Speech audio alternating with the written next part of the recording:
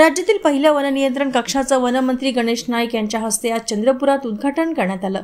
गेली अनेक दिवस वने व वन्यजीव विषयक कामांना एकाच ठिकाणी नोंदविण्यासाठी अत्याधुनिक यंत्रणेची गरज व्यक्त केली जात होती।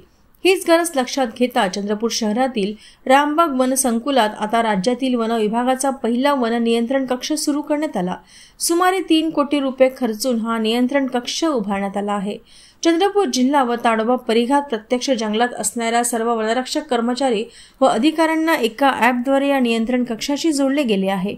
यामुळे वने व वन्यजीव विषयक घडणारी घटना काही सेकंदात लगतच्या सर्व वन कर्मचाऱ्यांच्या मोबाईलवर व वाहनांच्या डॅशबोर्डवर पोहोचणार आहे।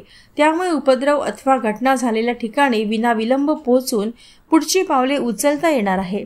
सतत मानव वन्यजीव संघर्षाच्या घटना घडत असलेल्या चंद्रपूर जिल्ह्यासाठी हा नियंत्रण कक्ष वरदान ठरणार आहे।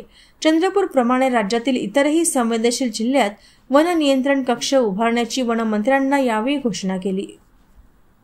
पोलीस डिपार्टमेंटचे जसं कंट्रोल रूम असतं तसं वन विभागाने सुद्धा कंट्रोल रूम या ठिकाणी चंद्रपूर फॉरेस्ट सर्कलला तयार केलेला आहे।